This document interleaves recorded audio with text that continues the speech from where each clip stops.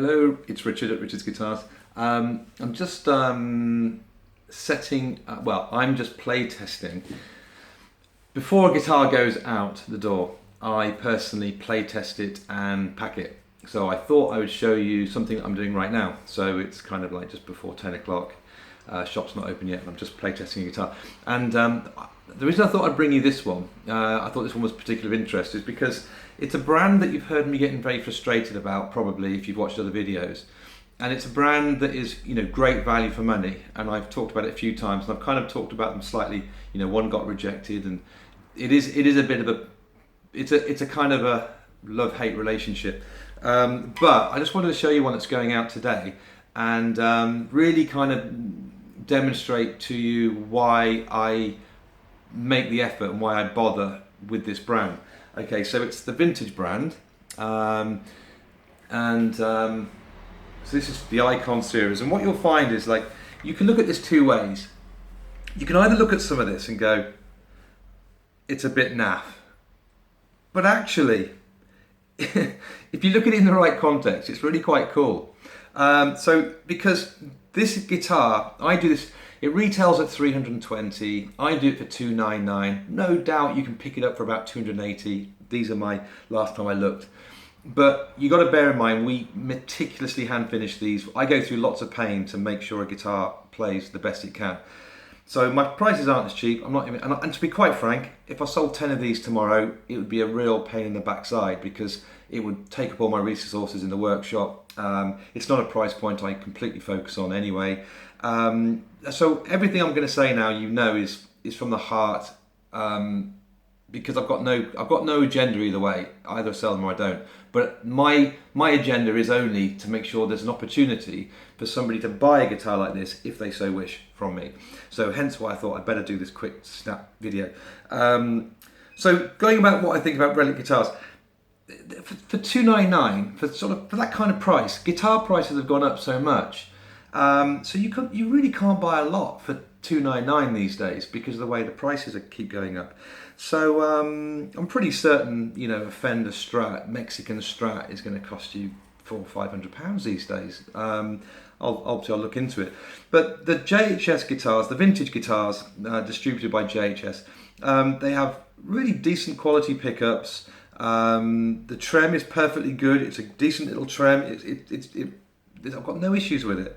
And the overall, you'll see, this is the aged one. Okay, so now the thing is about this is that I can be critical about this, but actually, look at it. It's actually really quite cool. I've just been playing it, and I think what makes it so cool is that because we've set it up, it all plays really, really well. It feels lovely.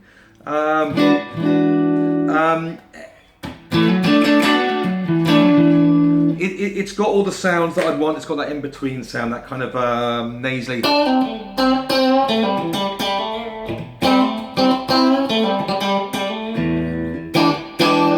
that funky.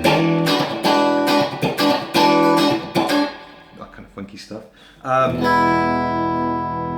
It's all there. It's got all the sounds that you'd ever want from a Strat type guitar. That.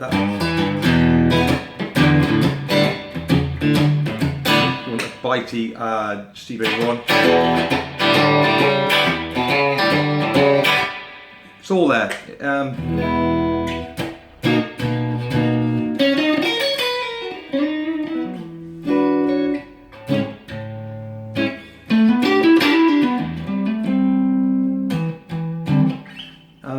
So as an instrument, in terms of the kind of guitar it's trying to emulate, it's all there. It's 300 quid.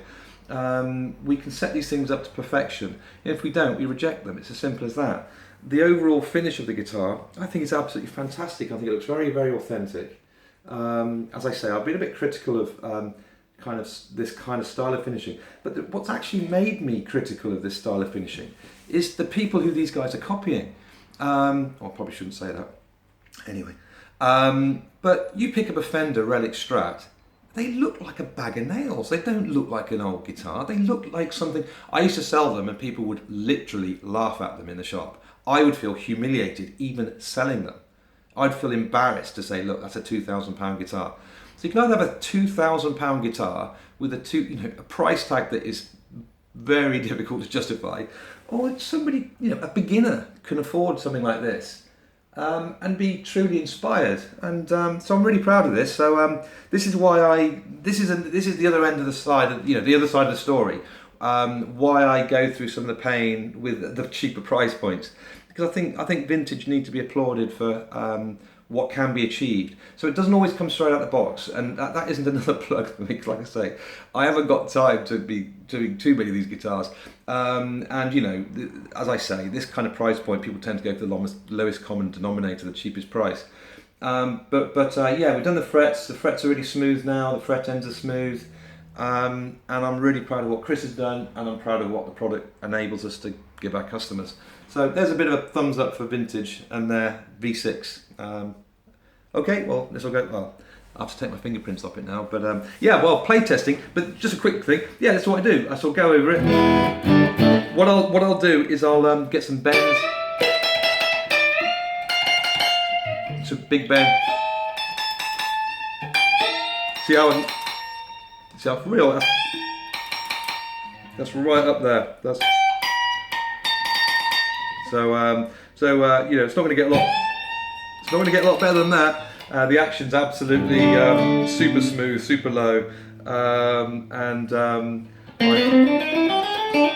I sort of go over it and try and find a few, anything I can find just by playing a few chords. Have a look at the notes, see how the customer has, any notes the customer has mentioned.